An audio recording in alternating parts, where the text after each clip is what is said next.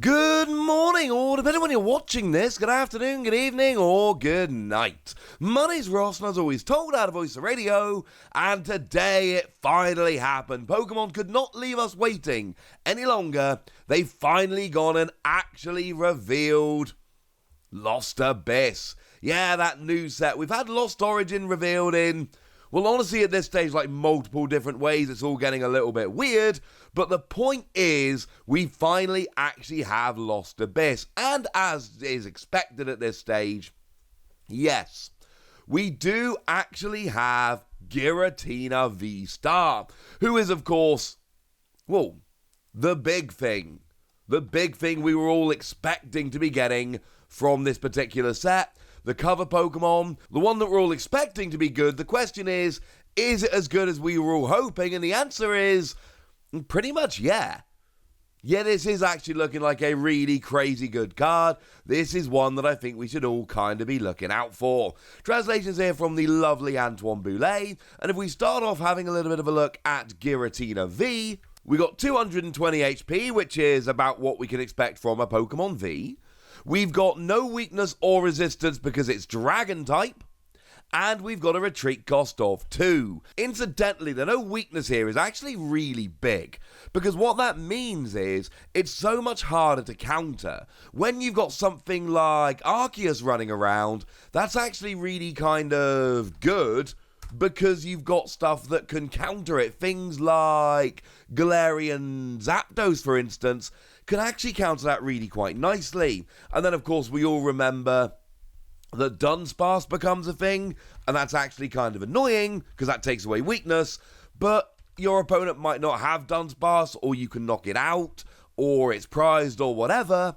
There's no option here for something like Giratina. Now, in terms of attacks, for 1 energy, Abyss Seeker.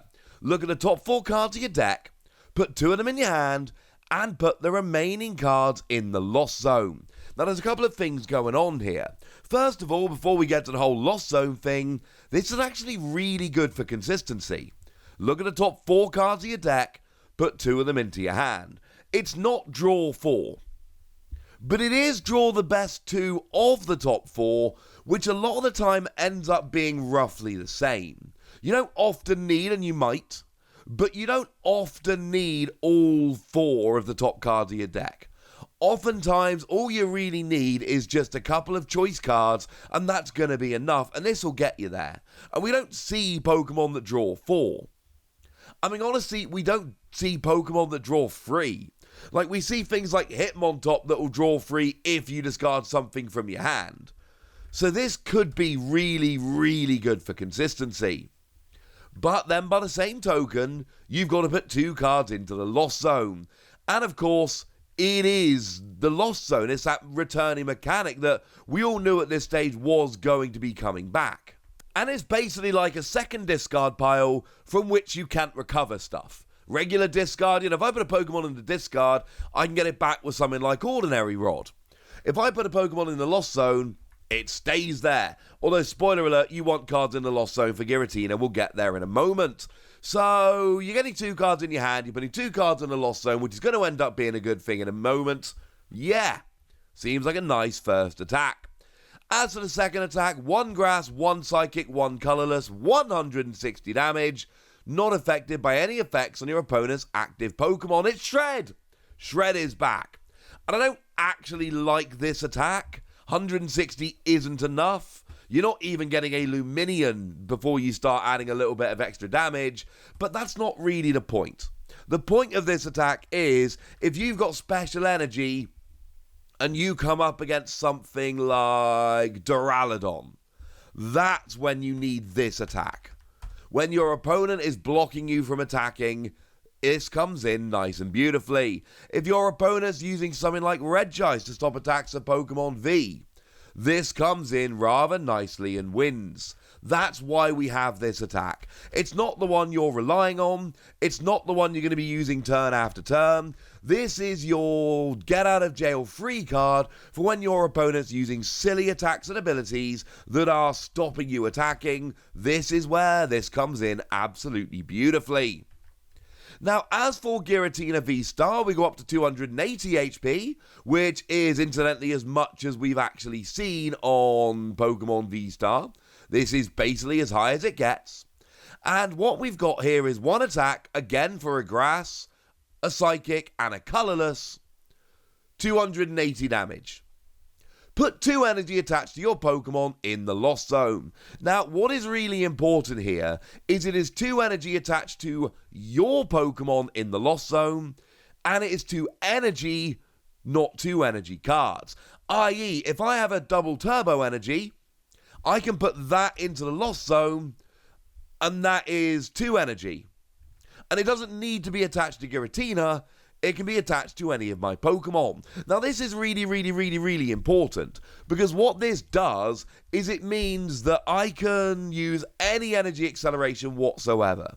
Or I can use something like double turbo energy, and then I can use that to pay the cost here. I can get a grass, a psychic, and a colorless onto Giratina, which is actually kind of annoying, let's be honest. But then when I've got that on, getting the 2 energy to Lost Zone to use the attack isn't a big deal. It's not going to be the thing that stops me using this, and 280 is perfect. 280 gets a one-hit KO on Pokemon V-STAR. As it turns out at the moment, and things could obviously change, we don't have any V-STAR that have more than 280 HP. This is it. This is as high as it gets. And what that means is this one-hit KOs any Pokemon V-STAR. It's an awkward attack cost, I'll grant you that. And you've got a Lost Zone 2 energy, I'll grant you that. Although that's really not that big a deal. Because it's energy for many of your Pokemon, and because it's energy, not energy cards, that is actually quite doable, which I very much appreciate. But then you're one-hit KOing any V-STAR. That is worth it, ladies and gentlemen. That is absolutely going to end up being a really big deal for a bunch of people. And I love this. I absolutely adore this. Now, the attack cost is a pain, I grant you. It's a psychic, it's a grass, it's a colorless, but there are ways around it. Gardenia's Vigor is a supporter card that lets you attach 2 grass energy to one of your bench Pokemon. Incidentally, that will pay the colorless and the grass here. So you can attach your psychic energy and then Gardenia's Vigor and you're off. This is probably my preferred way of doing it, I'll be honest. Obviously, you've got the usual deal of just using Arceus to accelerate energy here, and that'll do nicely. Or you can go accelerating psychic energy. You could try playing around with something like Cresselia, which would absolutely work here. Although it's only really a turn 1 option. Or you could use stuff like Shadow Rider Calyrex. That would work here.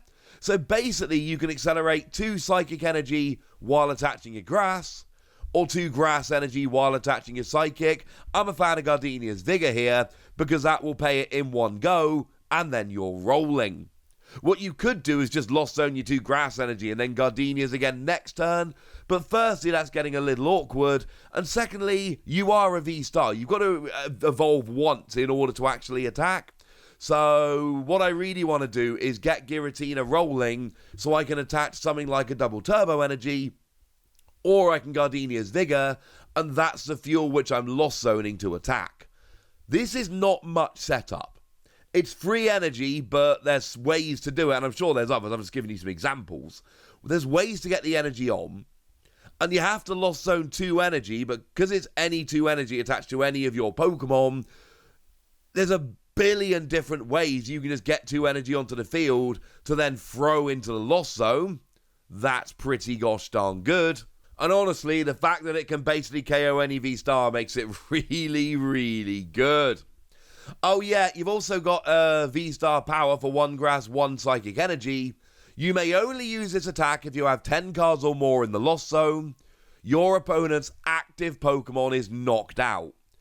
Instant KO on your opponent's active Pokemon. Cannot stress enough how cool this is. Because it's only 2 energy, which is big, and it's just an instant KO. So it doesn't matter how big they are or anything silly like that. They are KO'd. and it's not damage. So something like Duraludon that prevents all damage done to this Pokemon by attacks from your opponent's Pokemon with special energy attached, this can KO because it's not damage. It's an instant KO. And that's different. That's very different. So yeah, this is kind of ridiculous. Now, in terms of getting the cards into the Lost Zone, obviously we've got that first attack. I did tell you that those cards in the Lost Zone were going to come in handy. And we're not going to go through these cards in great detail. There's a video coming later which goes more into these. But there are a couple of Lost Zone cards which are going to help. Chorus's Experiment lets you look at the top 5 cards of your deck, put 3 of them in your hand and the rest into the Lost Zone. So that's a supporter card that's going to get 2 cards into the Lost Zone. That's going to be pretty good. Comfy is a basic Pokemon that if it's active lets you look at the top 2 cards of your deck. 1 goes in your hand, 1 goes into the Lost Zone. So there's a card going straight into the Lost Zone that's going to really help. And then we've got Bayonet, which has got the ability Puppet Memorial that lets you put a supporter card from your discard pile into your hand and then put this Pokemon into the Lost Zone. But remember, that's going to be 2 cards in the Lost Zone because you've got Shuppet and Bayonet here. So getting those 10 cards in the Lost Zone is not going to be as difficult as you might think. But here's the thing. As much as I like this automatic KO, and I do like this automatic KO, I think the real highlight of Giratina here is that it's an easy-to-pay attack that does enough damage to KO V-Stars. Any V-Star we've seen so far, and we don't see many attacks that KO V-Stars. And that makes this really, really, really, really, really rather good.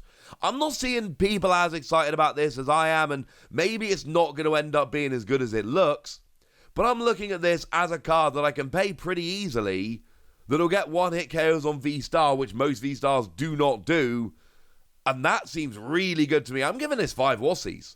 I legitimately think this is a great card. I think it's going to see a huge amount of play, and I think it's going to end up being an absolute top-tier deck. But if you disagree with me, that's what the comment section is for. So go nuts, be nice. And then make sure you like this video, subscribe to this channel, follow me on Twitter at TheWassy, and Twitch for some live action at twitch.tv/PTCG Radio. If you want to support the channel, get some bonus podcasts and all that good stuff, head on over to patreon.com/PTCG Radio, where you can do exactly that. But by far the most important thing as always, look after yourselves till next time, would ya? Thank you very much for watching. My name's Ross, and you've been watching PTCG Radio.